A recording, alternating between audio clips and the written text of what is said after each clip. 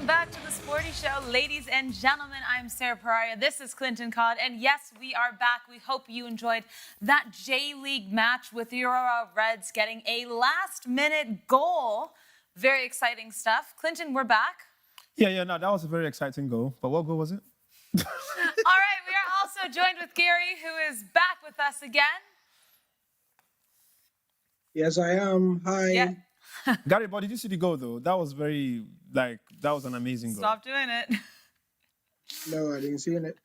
Right, okay. No, he didn't watch the game. All right, guys, we are only with you for just under half an hour as we are heading to the Blackburn and Burnley match right after this show at 1:30 Madrid time here. So we're going to try and get through as much as we can. First of all, we have to see what Alex Ashmore has been up to at Valdebebas, looking ahead at Real Madrid and Real Betis game. Alex, you saw Carlo Ancelotti, manager of Madrid. What did he have to say ahead of this big match against Betis tomorrow?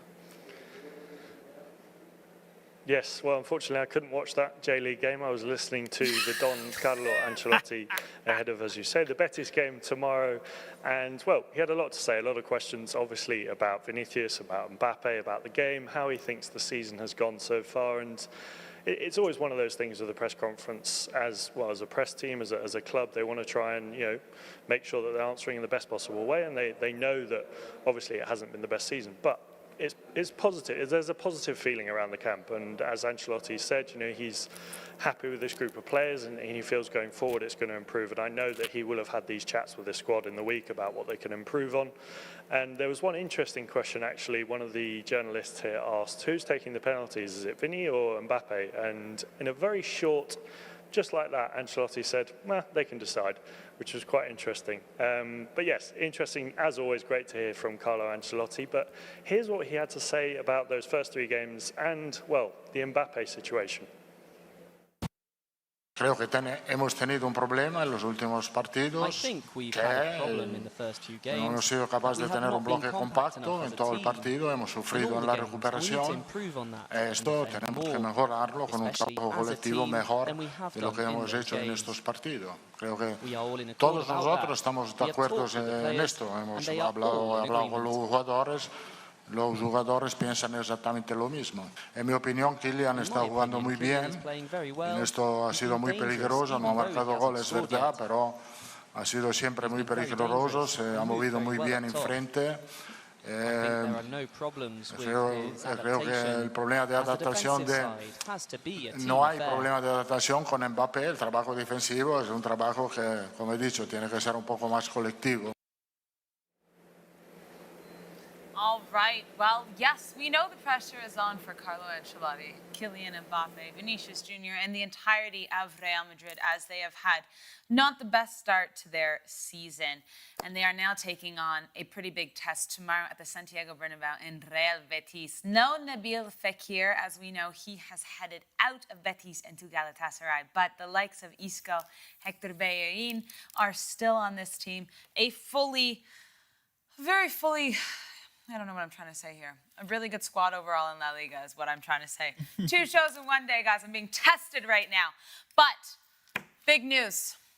Just before we get to the big news, we still have Alex somewhere, right? Alex, do you mind me asking you? Right, let me just confirm he's there, just so I'm not speaking to a ghost. All right, lovely. I'm still here. Okay, lovely work, Alex. Alex, listening to Ancelotti, did he mention anything regarding sorting on that left wing? Did anybody even bother to ask him, the possibility of having either Mbappe or Vinicius, starting one after the other, or both of them starting, but something to obviously work, since there's something not working between that front four, assuming Bellingham still came in? I mean, there's not been any massive difference. Was there any statement on that? Well, not exactly. Obviously, he's going to keep his cards close to his chest. He doesn't want to reveal anything ahead of tomorrow. Doesn't want to give Manuel Pellegrini's Betis any advantages. But, he obviously talked about the group as a whole and how he thinks that, they should maybe be working a little bit better as a group. And I think he mentioned specifically the defensive aspect. And I know perhaps in the press there's been criticisms of Aurélien Tchouameni, who perhaps isn't winning as many duels as we know he's capable of. He played at centre-back for large parts of last season season, and his defensive capabilities have shone for both Real Madrid and France. So it wasn't so much as a case of answering a question about Mbappe and Vinicius, but he talked about the group as a whole, and he said that they know they have to do better as a group and they have to work better as a collective. So I think going forward, he will have had those internal chats with Mbappe and Vinicius, but nothing public to the press, as he wants to keep his cards close to his chest, as is understandable. Oh, fair enough. I mean, that sounds like a typical Ancelotti kind of response when it comes to dealing with players of that caliber, really. I wouldn't expect him to come and say to anybody, yes, my next game I'm going to try benching Mbappe and starting Vini, or benching Vini and starting Mbappe, or probably taking Vini somewhere else to go play while, Somewhere else. I don't know. Taking him away. Yeah. No one asked him about sell, bench or start. It's start, bench, sell. Well, I mean, Alex, if I was you, I would have been the first to ask Ancelotti that kind of question, really. Come on, Alex. Alex, you're capable of this kind of stuff. I know you're putting on your suit and your England bow tie, but fam, sometimes just do these things for the road, man. I don't want to cause too much chaos. Fair enough. Well, thank you for all that, Alex. And yeah, like I said, we will see what happens to Real Madrid tomorrow as they take on Betis at the Santiago Bernabeu. And we'll also be at the Santiago Bernabeu tomorrow, too. Oh, and absolutely. we'll ask the fans, start, bench, or sell. Yep. We'll definitely see what they have to say going into the biggest match of the season so far for Madrid. But this is relatively breaking news, as it was only confirmed about 30 minutes ago. Victor Osimhen once again making headlines, as he has not been named for the entirety of the Napoli squad, as we mentioned, for the entire season. But he has now been stripped of his number 9, and the number 9 is given to Romelu Lukaku. Gary, it doesn't stop. Are you kidding me? So they've taken Osimhen's number 9 jersey and given it to Lukaku, in addition to not naming him in the squad for the season. Wow. I mean, they are not leaving anything to the imagination, are they, Napoli?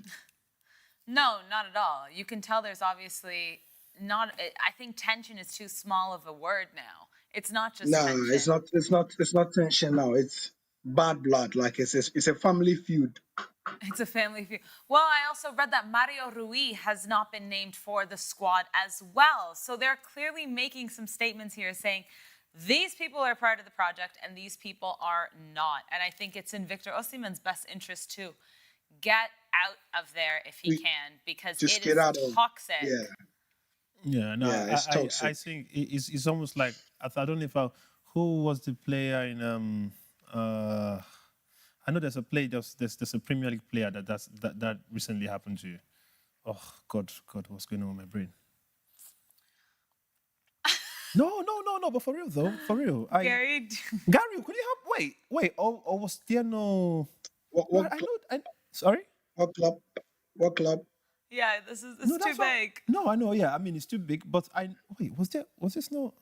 All right. I mean, I'll come back to that one. But I know this I'll same look story. into it. Please talk to me about Osimhen. Yeah, no, this same story has happened to somebody, and I just feel like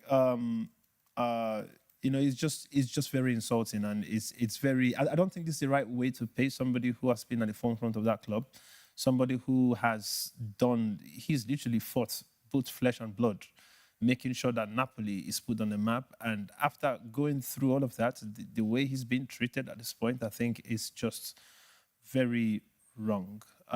Yeah, you can say he's not going to train with the squad again, but stripping him of the number just one day, in fact, few hours after the whole transfer, news and everything, he gets that. I think that's not fair, Yeah, it's I think for Napoli as well. I mean, we obviously don't know the ins and outs of the conversations that are being had, like we mentioned, between Victor Osimhen, his agent, the head of Napoli here, and the manager as well, of course. But if this is what the media is seeing, it's being handled so poorly from all fronts. Like, if you're a Napoli fan, this must be frustrating to you as well, because you think, okay, not only are we losing our best player that we've had since arguably Diego Armando Maradona, but now it's going in such a way that it's looking embarrassing for the club, if I'm honest. And I don't want to sound, disrespectful, because like I said, we don't really know the ins and outs, but to strip someone of the jersey after you already said, okay, he's not part of the project. He's not going to be on the squad list at all. I mean, you have to imagine if you're Romelu Lukaku, you're just kind of walking in being like, Yeah. it wasn't me. Yeah, I don't have any business with this whole stuff. And this is where sometimes you feel, Lukaku has been accused in the past at many clubs of being tone deaf sometimes, because if you are Lukaku, you're a fellow professional, and Osimhen's number 9 is stripped of the number 9, immediately they say, hey, Rom, we are giving the number to you. The first thing you say is, I don't want the number 9. Just to communicate that, you may agree with what they are doing to the guy, but to the extent that he's a professional and you don't do that. If indeed Romelu takes the number 9, I'll be very shocked and disappointed.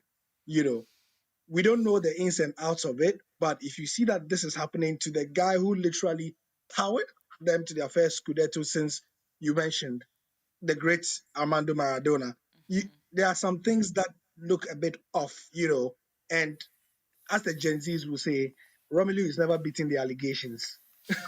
He's never beaten the allegations. Do you think? Anyway, but it's really, really sad. Yeah. No, it is really sad. Do you think that if Lukaku takes the number 9 jersey, even though this is not Lukaku's fault, he's just walking into a steamy situation here, but do you think if Lukaku takes the number 9, it's poor form on his behalf as well because of what Gary just said, kind of the unfairness to Victor Osimhen?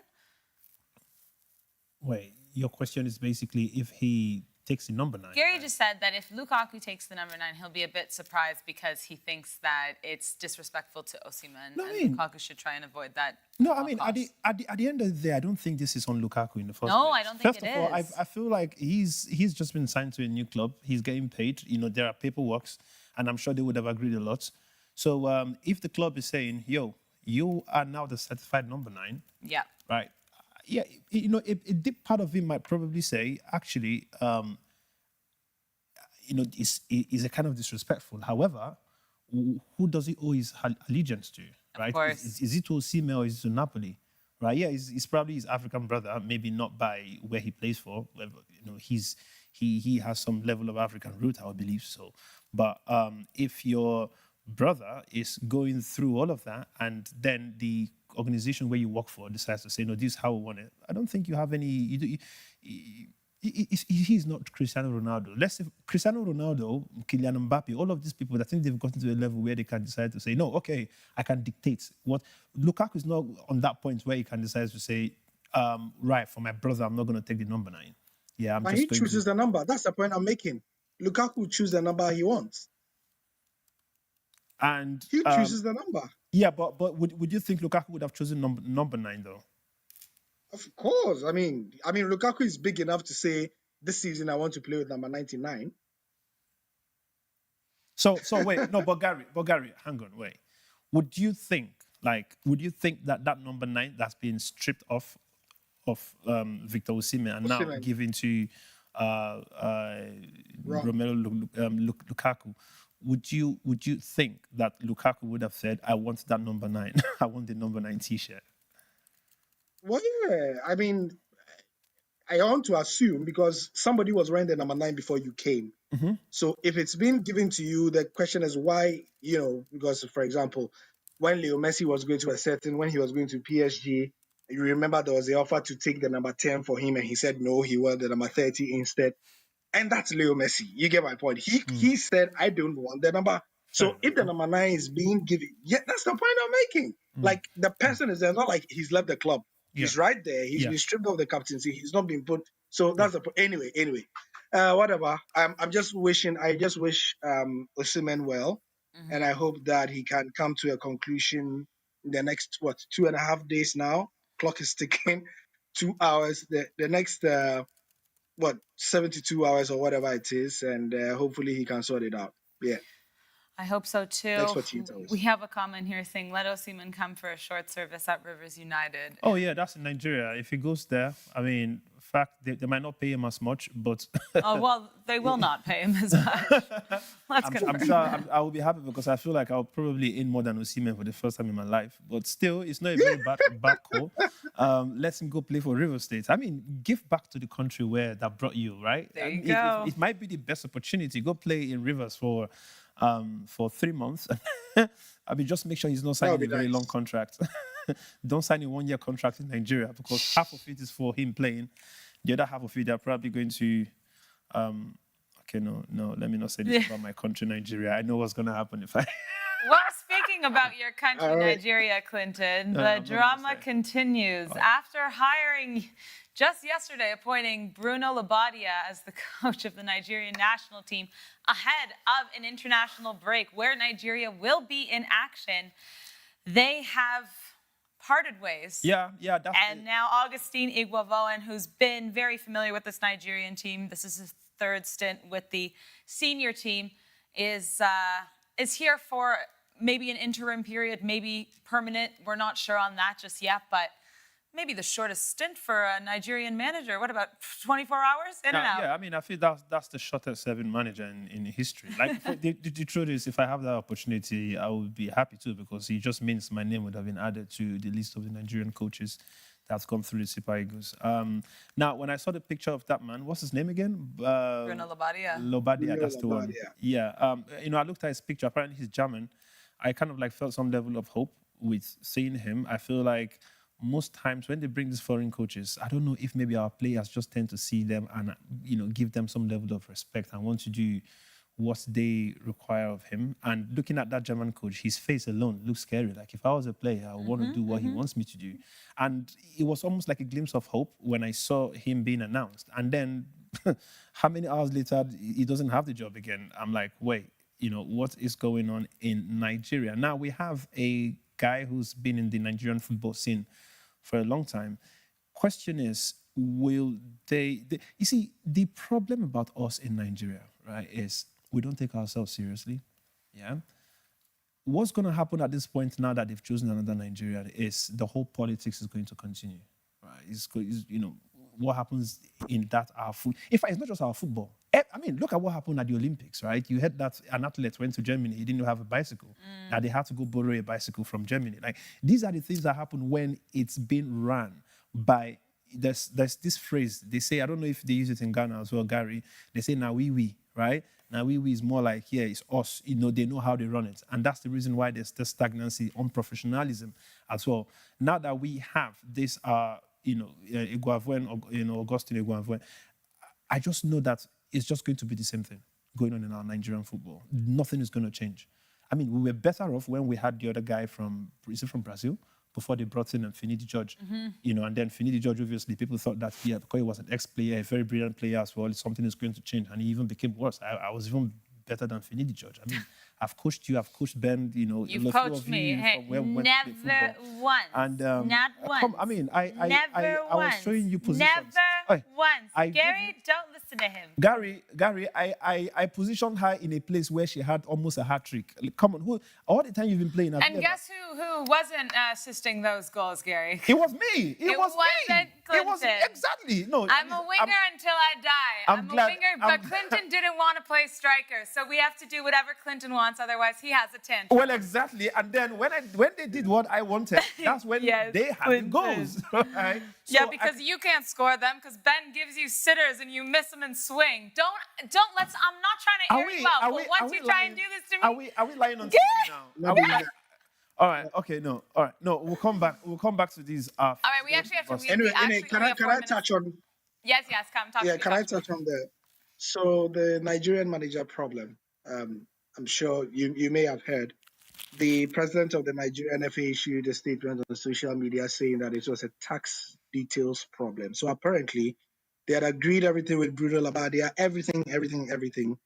Then, according to the Nigerian Football Federation, this man comes and says that, hey, that salary we agreed, yeah, the tax component, I'm not going to pay the tax component. I want you to pay the tax component as well, in addition to my salary. So that's where, and the Nigerian Football Federation said, I mean, who does that? I mean, when you get a salary, you have to pay the tax component. And so they could not agree on the tax component. And Bruno said, all right, bye, choose, cheers, cheerio. Choose. Nigeria was, choose. Choose. So they say bye in Germany. Choose. Oh, is that how you say it? Yeah, Yes. yeah. Oh, when he said choose, I felt like he meant like choose what you want to do. No, no, yeah. no. No, You no, say no. bye. Choose. See you later. Yeah, Choose. Choose. No, I mean, if that's That's the case, crazy, I think, man. No, I it's so think that's- unprofessional, though, I think that's extreme. Maybe he thinks he's. Yeah, I mean, there are some players that bargain that, right? They say no, whatever I'm getting, you go sort your tax out, and I want to get this amount of money. But it depends on how much or which level you've attained in your career. Yeah. Before you even like start the job, you know, you come in and you say, these are my requests, these are my demands, to not pay the taxes. I mean, Yeah, I mean, welcome to being an adult. Like, that's- here we are. I mean, that's a kind of extreme, but still, that's very poor. I mean, I had hope when I saw him. I saw his face. Like I said, he looked very scary, and I know that he's the kind of person that Victor Osimhen or Victor Boniface, Iheanacho, they would be like, right, okay, I can't do any kind of rubbish with this man, and we have to take this football serious. And, Well, this tax detail proves what you are saying, isn't it? Because well, if no, you can, true. Actually, yes. No, but for real though, he actually does not take if rubbish. you can Yeah. be such He's whatever about actually- just tax details, Oh, yeah. but who doesn't pay taxes in 2024? Yeah. You know, then probably. Nigeria He was needs probably not somebody the like best fit for the Herve job Renard to coach them.